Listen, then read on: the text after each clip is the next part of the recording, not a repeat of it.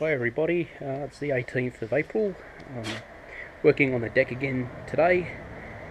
Went out and made a little purchase this morning. Always wanted one, so I went and bought myself a belt sander. It's not a big name brand. It's an Azito, but it comes with 3 years warranty. So I figure for the $99 I paid, for a 900 watt belt sander, you know, with variable speed, not doing too bad. So you know, even if I burnt out one a year, it's still good for 3 years. So earlier this week I screwed the fascias back on, but I'm not happy with it, so I'm going to I'm actually going to lift the fascia just by a couple of mil, because it seems the top seems to be sitting level with the cement sheet infills, and before that wasn't the case because I had the trellis behind it, so it was sitting on the face of the trellis. So I need to lift this a little bit higher, but the thing is I've got it fixed there, and I can just lift it a screw at a time. Yeah, I'm going to patch all these holes as well, obviously where the trellis was fixed in. So I just wanted to get a base coat on that first, and then patch up what I needed to patch up, then see what it looks like, and then if it all comes up good, then I'll just repaint it in situ as it sits there, which will be a hell of a lot easier. So that's as far as I got with that this week. We're making progress, but geez, we're going through a lot of belts. As soon as you hit a screw head or a little splinter in the wood, it just shreds the belt to pieces. I've probably gone through about 6. I've only done 3/4 of that first section, and I've just started this section here. But luckily for me, I found a box, the belts, multiple boxes of belts in my garage, which again were discontinued lines that my company was throwing out. So I've ended up with a pile of belts. I've got 60s and 120 grit, and I think I've got 80s, but they're slightly wider. I think they're 100 mil wide, but I can always cut that down. So I've sort of got, I think I've got myself out of the shit. I don't care how many belts I go through, because I've just got these things sitting there. So if I can get the deck sanded, get the job done, and I go through the whole lot, I don't care. Okay, we finished up for the day. Didn't quite get it all finished, but I've got most of it done. I've just got this small section between the wall and this row of screws to do tomorrow, but the majority of it's looking pretty good.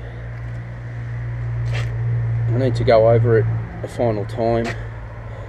It's just starting to rain now, which isn't going to help the cause.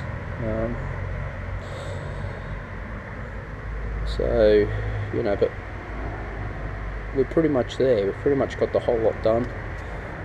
And yeah, I'll finish that off in the morning. Got my mate Paul coming over tomorrow. We're going to wire in some electrical points to power up all the deck lights, the spa, and an outside TV as well. So yeah, that's it for today. I'll see you in the morning. G'day everybody. It's Tuesday the 28th of April, so it's a Tuesday, of course. We've got a day off today. Fantastic. So I'm doing a little bit of work on the deck today. I've just done a quick sand, just taken out the board up against the brickwork there, as I couldn't get the sander in, and I've sanded that back and reinstalled it. and sanded right up to the posts with a little little sander that I had, which is great, little file sander.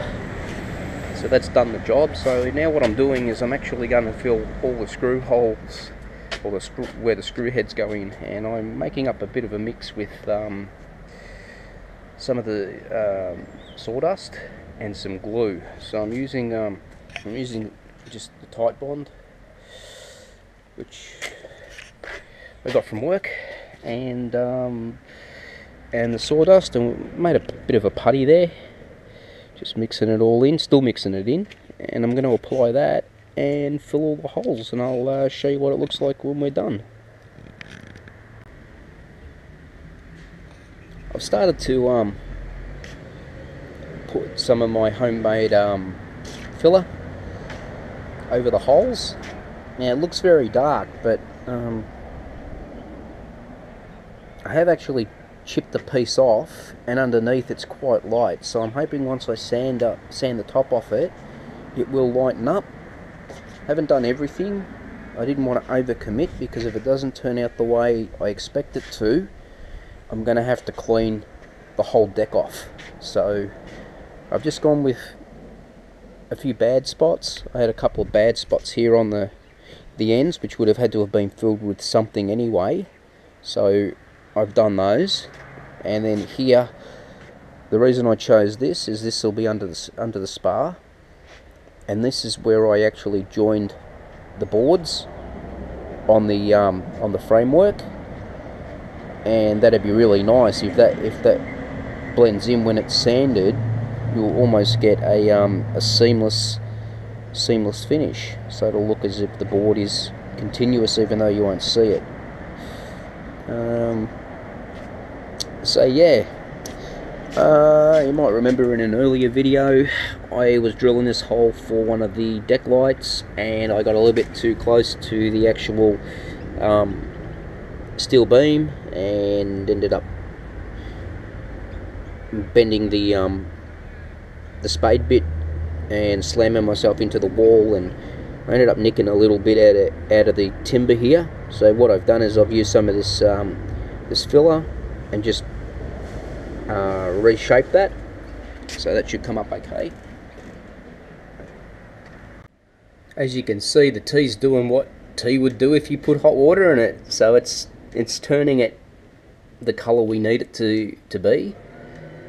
But they say that you can actually make up the solution just before you're ready to start your staining process. You don't need to leave that to sit for a week. As long as you get, you know, a fairly dark colour solution, that's good enough. So yeah, anyway, the stuff I just used was just some white vinegar. Just bought a little hobby pack of steel wool. I'm probably going to need a bigger pack, which I can get from one of the auto suppliers locally. Turns out the hardware store doesn't keep the big packs, but God knows why. I've got a jar here. I had some of my coach bolts in here, but I'm trying to replace a lot of my steel jars with plastic jars, because I can be clumsy at times, although I haven't broken a jar in years. So yeah, but this one just to me seems like the right size to at least get started and get half of the deck done. I don't have anything bigger, so unless I go buy a big mason's jar, this is going to have to do it, and that's it. So yeah, just some vinegar, some steel wool, a couple of jars, and some tea bags. I'm going to leave one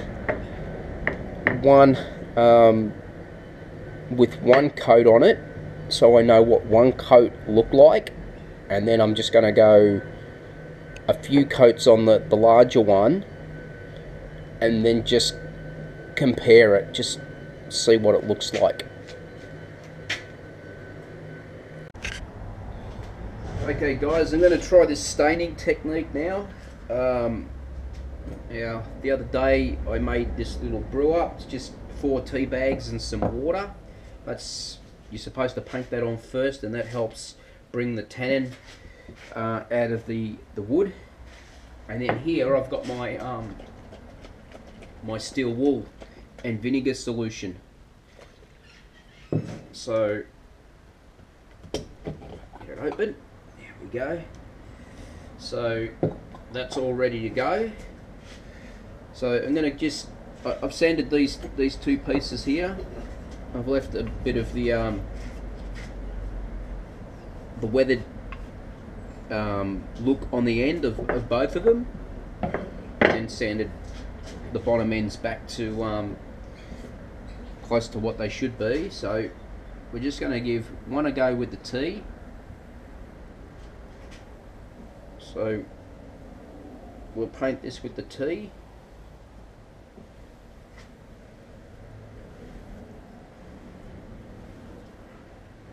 I'll only do the top.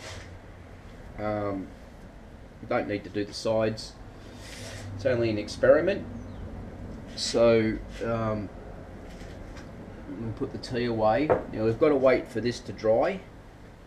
So what I'm going to go and do is wash out this brush, come back, and then I'll use the vinegar and steel wool solution on this one that doesn't have the tea on it, and we'll see if the tea really makes any difference to the shading of the stain. Okay, they recommend that you strain the steel wool and vinegar solution just in case there's any particles in it. So I've got this is actually an old sling for, you know, an injured arm. It's the only thing I could find that was that I could use for a filtration system. I didn't buy any coffee strainers like I planned to, so this works just as good. And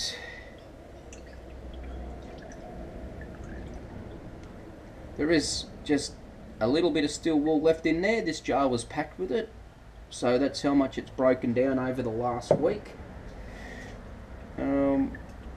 Yeah, I definitely think this filtration system's working, because I still have some water, vinegar in there. It hasn't drained all the way through, so there's obviously debris clogging up the filter. So we're just about done here.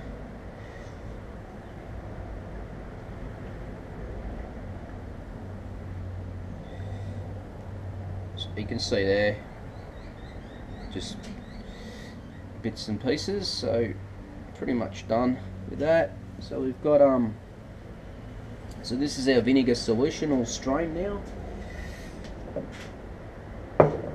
So we'll give this a try, and we'll try this on the smaller sample piece, and this is without the tea on it.